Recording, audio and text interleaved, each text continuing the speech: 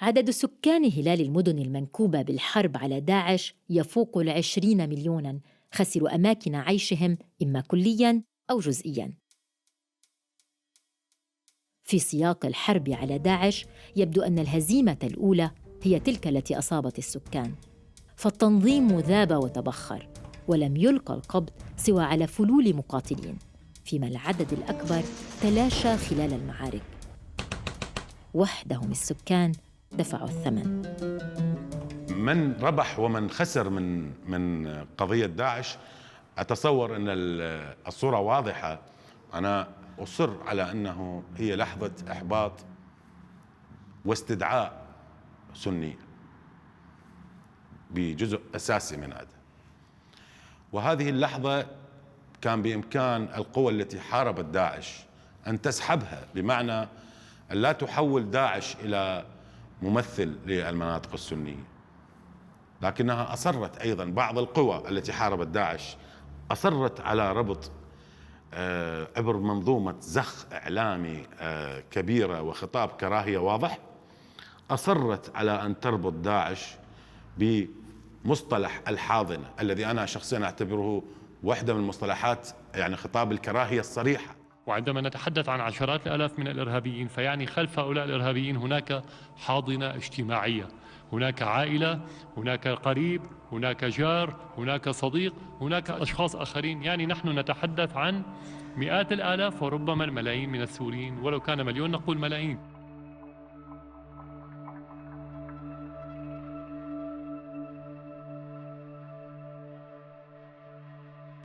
أمانة تنظيم داعش الإرهابي لم يكن وليدة متطرفين دينيين أنشأوه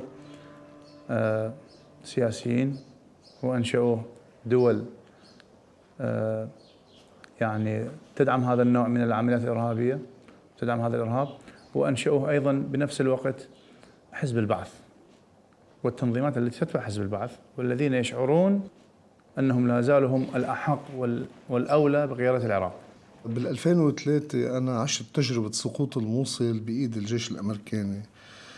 الحقيقة فتنا على الموصل بلحظة سقوطها، وبوقتها يعني حسيت فعلا أنه هذا الانهيار بيشبه كتير الانهيارات اللي حصلت لاحقا واللي أدت لدخول داعش ولاحقا انهيار داعش. بوقتها شفت شيء ما فهمته، شيء الحقيقة أنا برأيي هو البعث، هو يعني البعث اللي لاحقا صار داعش، البعث اللي مرق من القاعدة ووصل لداعش. كتير هالشيء ممكن رصده بكل السقوط كانت عم تشهده الموصل، بدءا من السقوط الأول 2003 لسقوطها بإيد داعش بال2014 لسقوطها بإيد الحشد الشعبي والجيش العراقي هلأ بال2017.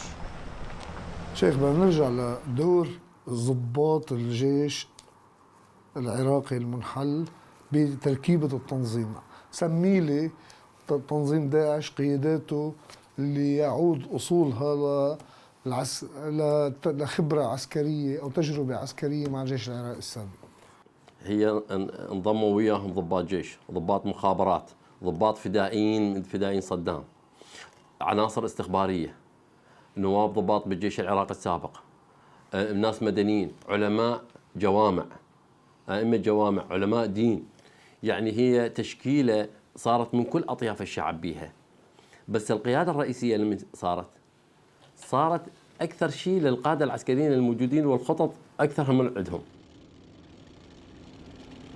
في سياق استعجال إعلان النصر على داعش سواء في العراق أو في سوريا، يهمل جذر أساسي لهذه الآفة يتمثل في الظروف التي أنتجت داعش.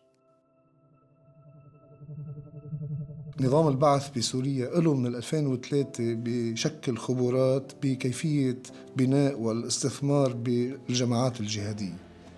بال2003 وما بعد 2003 استخدمهم ووظفهم بالقتال بالعراق، بحيث تحولت سوريا إلى ممر دائم لهذه الجماعات للدخول إلى العراق، والعالم كله بيعرف هالشيء. ولاحقا استخدمهم بلبنان بعد اغتيال الحريري، والآن يعني يستخدم خبراته على هذا الصعيد لتصوير كل الانتفاضة ضده بصفتها انتفاضة إسلاميين ضده.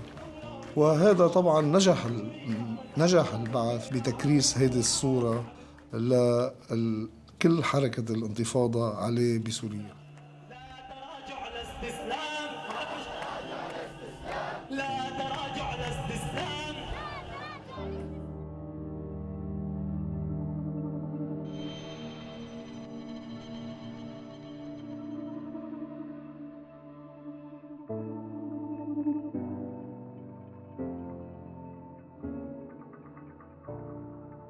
بعد 2001 بعد أحداث سبتمبر يعني صار في نوع من الاستقطاب بين شباب السنة تحديد طلاب الجامعات. بهاي فترة 2001 بدأت العداء لأمريكا يظهر بين الشباب، الشيخ اللي يظهر العداء لأمريكا نروح لعنده. فبال 2003 فعلا تواصلت مع الشيخ عبد القادر أرناؤوط في ذلك الوقت، كان المشايخ العلميين السلفيين يعني المقموعين. فقلنا له يا شيخ إنه نذهب العراق ولا ما نذهب؟ فقال بضاعتكم، حتى الجواب كان بالرموز، يعني بضاعتكم بيعوها بسوريا أربح، بالعراق أو بالشرق خسرانة. معنى أنه لا تروحوا على العراق. تخيل النظام كان يعاقب على هذه الفتوى، وصار يسمح أو يطلب صراحة للمشايخ المساجد أنه ادعوا للجهاد.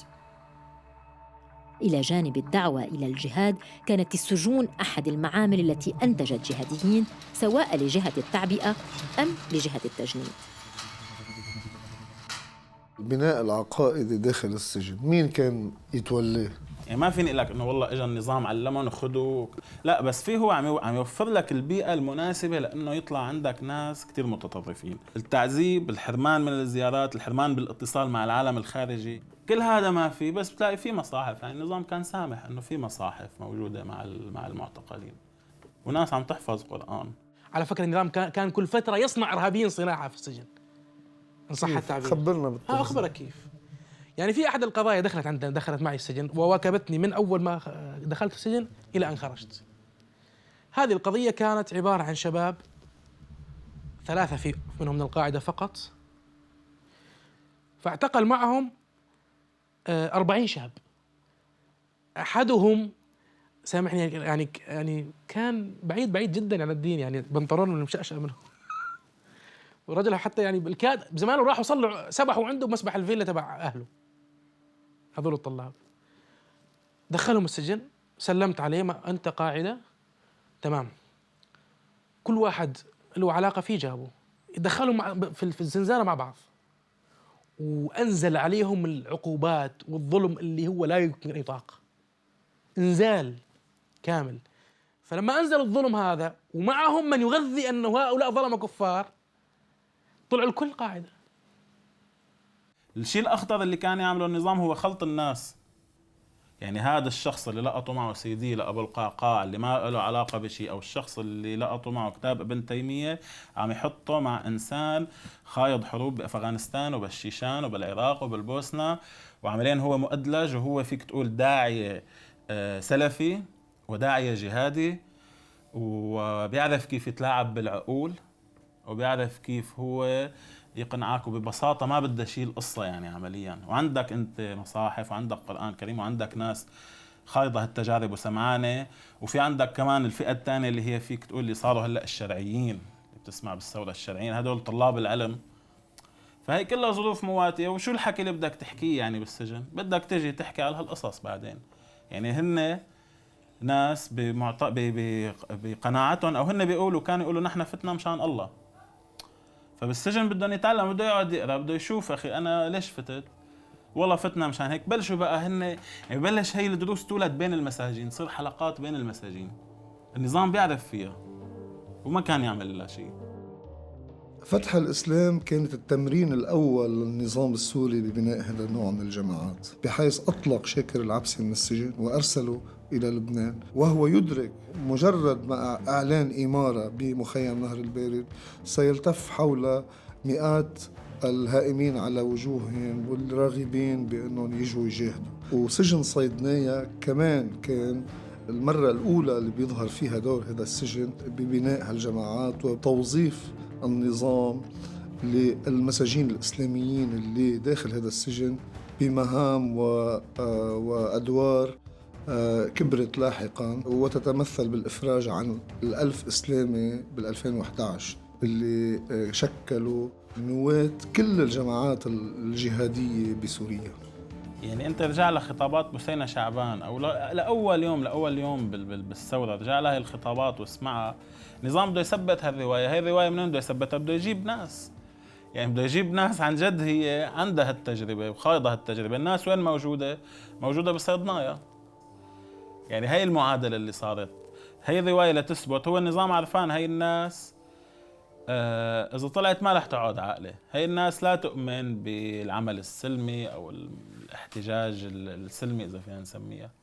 يعني بدها تقعد هي الناس، ممكن تمشي فترة مثلا معينة، بعدين بدها تسعى لتشكل حالها. وخاصة إنه هن كانوا يعني كان قسم كبير منهم مشكل بمجموعات داخل السجن.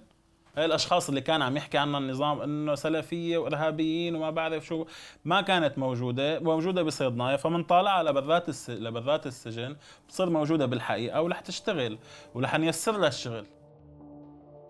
لكن هناك استثمار آخر أفضى إلى تضخم نفوذ التنظيم، فداعش ورث خبرات النظام العراقي السابق في إخضاع العشائر وتحويلها قوة مواكبة لأعماله.